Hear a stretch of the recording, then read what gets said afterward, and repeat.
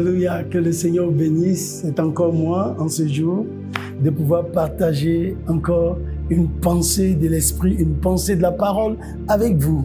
C'est votre bien-aimé, l'archevêque Mian Léon. Alors, je viens vers vous avec cette courte instruction sur la foi. Les 3 alliés de la foi. Les 3 choses qui boostent et qui permettent à la foi d'être efficace ou de pouvoir agir ou influencer le ciel en votre faveur. 2 Rois, le chapitre 8, le verset 1 à 6, que je lis rapidement. Il dit à la femme dont il avait fait revivre le fils, « Lève-toi, va-t'en, toi et ta maison, et séjourne où tu pourras, car l'Éternel appelle la famine, et même elle vient sur le pays pour cette année. » La femme se leva, et elle fit selon la parole de l'homme de Dieu. Elle s'en alla, elle et sa maison, et séjourna 7 ans au pays des Philistins.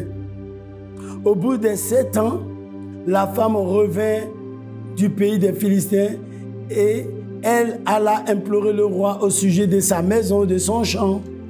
Le roi s'entretint avec Géasi, serviteur de l'homme de Dieu, et il disait, « Raconte-moi, je te prie, toutes les grandes choses qu'Élisée a faites. » Et pendant qu'il racontait au roi comment Élisée avait rendu la vie à un mort, la femme dont Élisée avait fait revivre le fils vint implorer le roi au sujet de sa maison et de son champ. Géasi dit, « Ô roi, mon Seigneur, voici la femme et voici son fils qu'Élisée a fait revivre. » Le roi interrogea la femme et elle lui fit le récit. Puis le roi lui donna un eunuque auquel il dit, « Fais restituer tout ce qui appartient à cette femme avec tous les revenus du champ depuis le jour où elle a quitté le pays jusqu'à maintenant. » Amen. Dieu bénisse donc sa parole. Dieu bénisse la pensée que je vais partager avec toi sur les 3 alliés de la foi. Voyez-vous, la Bible dit dans Hébreux 11, le verset 1, « Oh, sans la foi, il est impossible de lui être agréable. » C'est par la foi que Dieu a créé le monde. C'est par la foi que toutes ces choses se sont passées. Tout ce que Dieu va faire pour un homme, il va réclamer son salaire avant de le faire. Et le salaire, ce qui paye Dieu, ce qui fait les achats au ciel, c'est la foi. Si vous n'avez pas la foi, cette ferme assurance des choses qu'on espère, cette démonstration de ce qu'on ne voit pas, Dieu ne peut pas répondre à votre vie ou à vos désirs.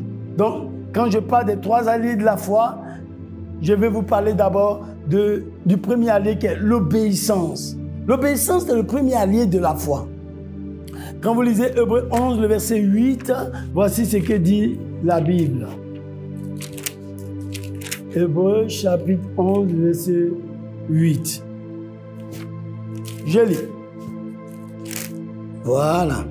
C'est par la foi qu'Abraham, lors de sa vocation, obéit et partit pour un lieu qu'il devait recevoir en héritage et qui partit sans savoir où il allait. Mais quelle obéissance! De se lever là, à 75 ans, tu entends une voix qui te dit « Abraham, sors de ta famille, de ta patrie. » Et le monsieur, ce vieillard sort sans réfléchir, il prend sa femme, il prend ses biens, il prend son neveu Lot, il prend tout ce qu'il possédait et puis il s'en va.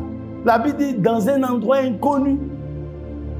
Or, si c'est toi, tu demanderas d'abord où on va en principe, ou en réalité, qu'est-ce qu'on doit faire. Mais Abraham n'a pas demandé cela. C'est pourquoi la Bible l'appelle le père de la foi. Ça veut dire simplement le père de l'obéissance. Voici une femme dans le livre de 2 Rois 8 que nous avons lu. Cette femme a reçu d'Élisée de quitter le pays et d'aller où elle pourra vivre avec son fils. Une veuve. Et cette femme accepte de partir sans réfléchir. Elle laisse sa maison, ses biens, son champ, tout. Et elle s'en va vivre au pays des Philistins. La Bible appelle ça l'obéissance. Elle a obéi et plus tard, elle a été récompensée à son retour. Et tout ce que les gens ont amassé, tout ce qu'ils ont utilisé, lui est revenu. Les fruits de 7 ans, les résultats de 7 ans. C'est pourquoi mon frère, personne ne peut perdre avec Dieu s'il obéit. Donc, quand quelqu'un obéit à Dieu, la Bible appelle ça la foi. Donc, la foi est un allié de l'obéissance. L'obéissance est un ami intime de la foi. Donc, obéissez à Dieu et Dieu va déclencher envers vous la grâce, le miracle, la bénédiction. Donc, le premier allié qui fait que la foi se manifeste et produit des résultats, manifeste Dieu dignement, c'est l'obéissance. Vous voulez marcher avec Dieu sans pratiquer sa parole, sans l'obéir, sans être sensible à ses désirs, mais vous ne pouvez pas avoir des résultats dans votre vie. Je vous invite donc à vous attacher à ce premier allié de la foi. Tous ceux qui ne reçoivent rien avec Dieu ne sont pas obéissants. Il y a là le père de famille dont l'enfant est un rebelle impoli et qui se fout de son père, qui ne respecte aucun principe de la maison, qui sera acclamé, ovationné, préféré. Non, c'est l'enfant qui obéit. C'est pourquoi Dieu s'est senti heureux parce qu'il a eu un fils obéissant. Son fils unique a dit, me voici, envoie-moi papa. Envoie-moi pour sauver les hommes. Donc l'obéissance active la foi. Ça la rend efficace. Ça fait que Dieu vient honorer celui qui manifeste donc la foi par l'obéissance. Voici le premier allié de la foi dont vous avez besoin. Le second allié de la foi, le deuxième allié de la foi, c'est la prière. La Bible nous dit, Élie était un homme de la même nature que nous dans Jacques chapitre 5, le verset 13 à 18. Mais il pria avec instance et il ne plut point. Il pria de nouveau pour que la pluie revienne après 6 mois. Et la pluie est revenue. Donc, vous n'obtenez rien avec Dieu que par la prière. Prier, c'est entrer en relation avec Dieu, s'exposer à Dieu, faire confiance en Dieu. Le fait de parler à Dieu, expliquer un problème ou un sujet, une affaire à Dieu, c'est une marque de confiance. C'est une affaire de foi. Comme tu te lèves là, tu as tel problème, tu dois courir derrière les personnalités, derrière ceux qui ont telle ou telle solution pour toi. Va d'abord vers Dieu. Exprime-toi à Dieu. C'est un acte de foi. La prière est un déclencheur de miracles parce que c'est la foi qui te pousse à parler à Dieu. Ne voyez-vous pas vous-même que dans la Bible, lui, il était dans le ventre du poisson. Mais il n'y a pas de cellulaire, il n'y a pas de portable. Il n'avait aucun contact avec aucun être humain ou avec aucun esprit. Mais il parla dans le ventre du poisson à Dieu. Et Dieu le secourut. Vous voyez qu'il n'avait que la prière. Il n'avait que la prière pour être entendu au ciel. C'est pourquoi je vous invite à pouvoir avoir une vie de prière, une communion avec Dieu, car la Bible dit, recommande ton sort à l'Éternel, mets en lui ta confiance et il agira. Vous voyez que tu recommandes, donc tu pries et tu fais confiance en ce Dieu à qui tu t'es adressé et il te répondra favorablement. Il y a trop de choses à dire sur la prière et certainement vous en savez quelque chose. Alors, si vous avez faibli dans la prière, relevez-vous. Si vous avez plus confiance en Dieu, commencez à prier. Dites, Seigneur, je n'ai même pas confiance que tu m'exauces. Pour Dieu, c'est un acte de foi. Donc, quand tu pries, quand tu t'adresses au ciel, le ciel te répond donc favorablement.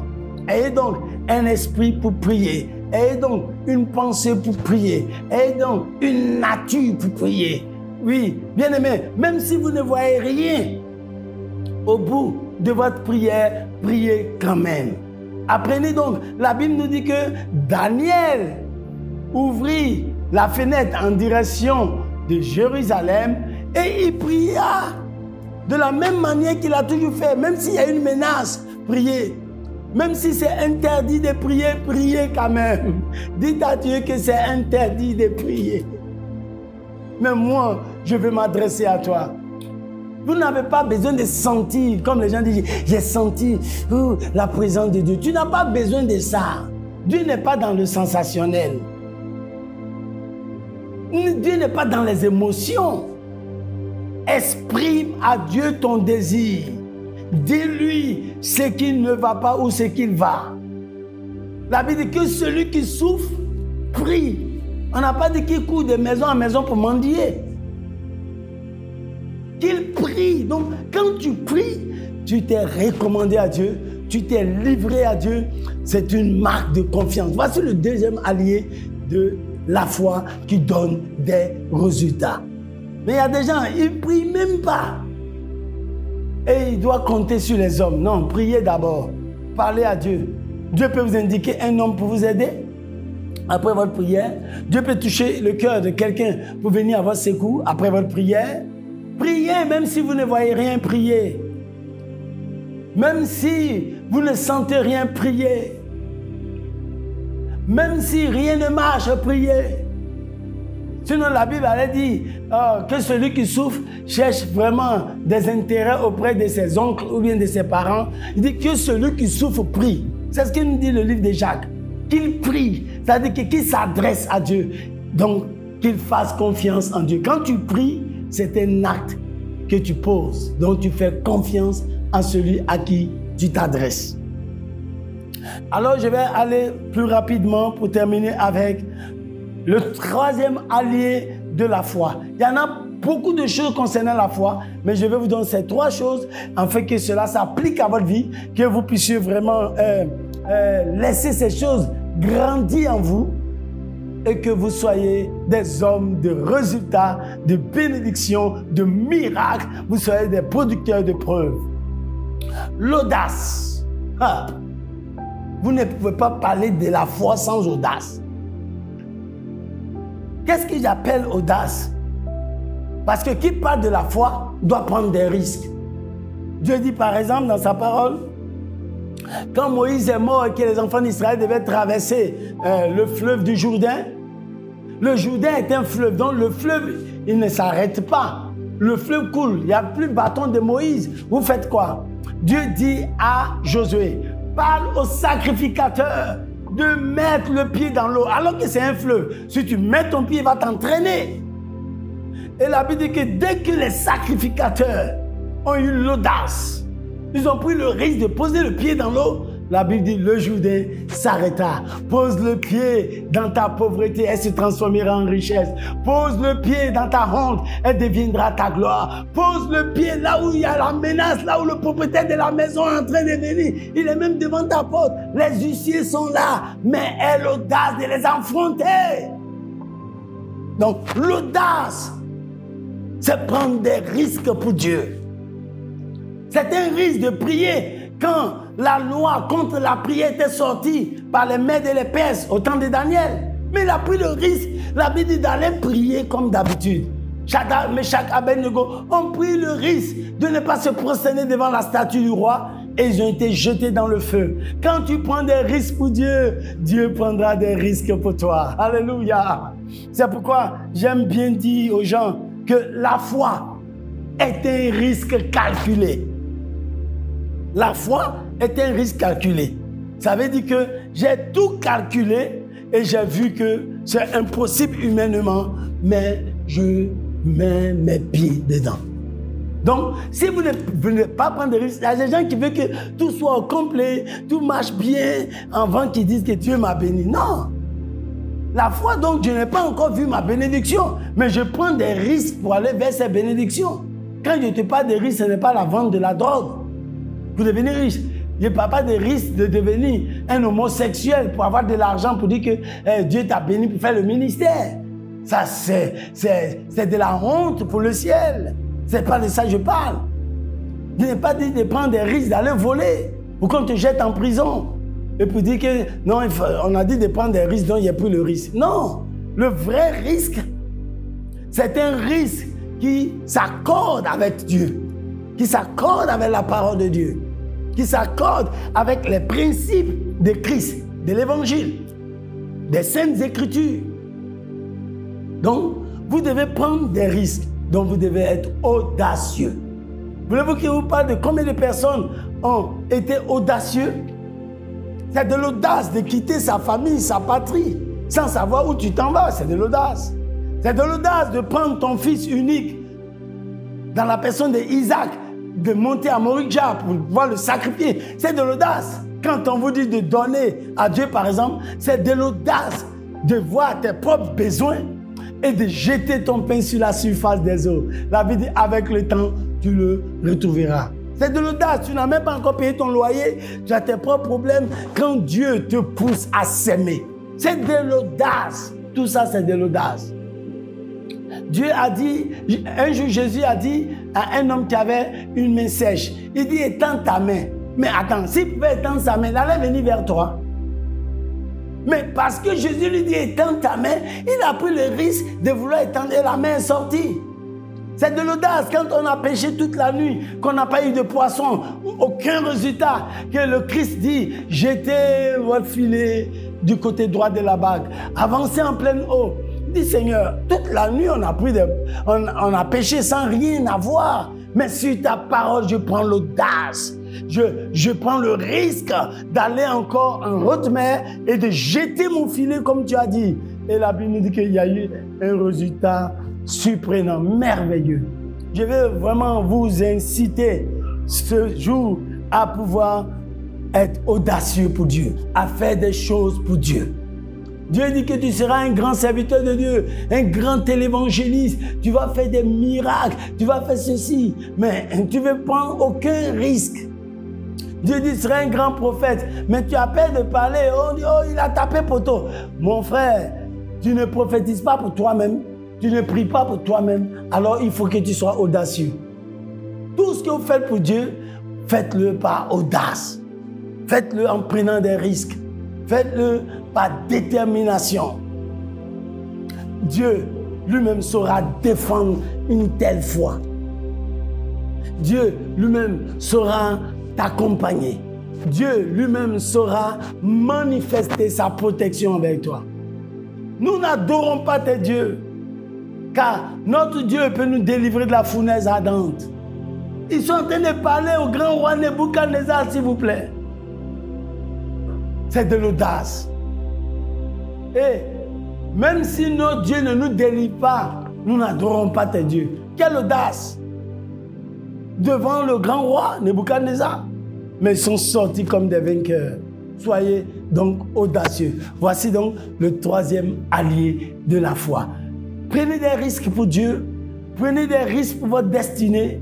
Prenez des risques pour votre famille. Prenez des risques pour votre ministère. Écoutez-moi bien ce que je vais vous dire par la suite, avant de clore.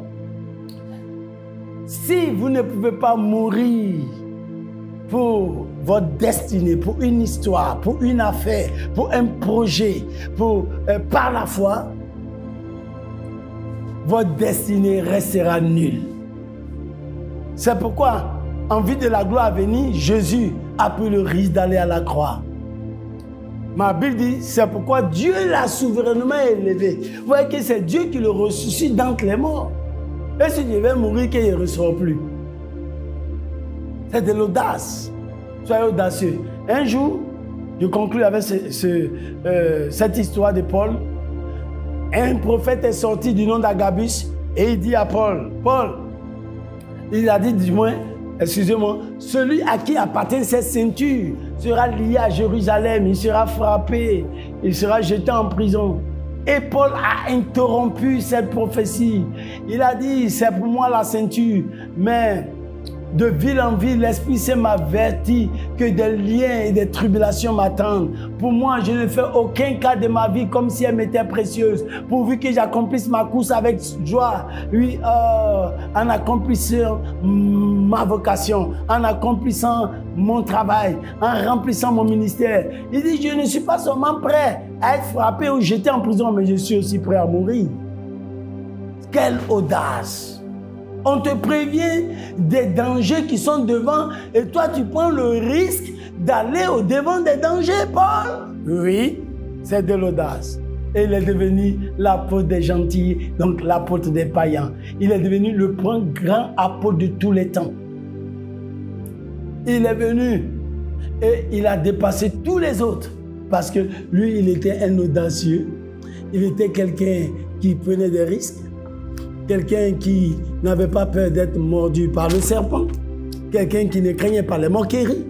Une personne qui allait au devant des épreuves. Alors que le Seigneur vous bénisse et que sa grâce vous soutienne, et que vous commencez dès aujourd'hui à vous présenter devant les problèmes. Élie a dit, l'Éternel des armées dont je suis le serviteur est vivant. Aujourd'hui, je me présenterai devant Akab. Donc, présentez-vous devant les situations et votre vie sera... Que le Seigneur vous bénisse. La grâce soit sur vous. Donc, gardez la foi à l'obéissance, par l'obéissance, la foi par la prière, la foi par l'audace. Voici les 3 alliés de la foi que je vous laisse. C'était votre bien-aimé, l'archevêque Mian Léon. Soyez bénis.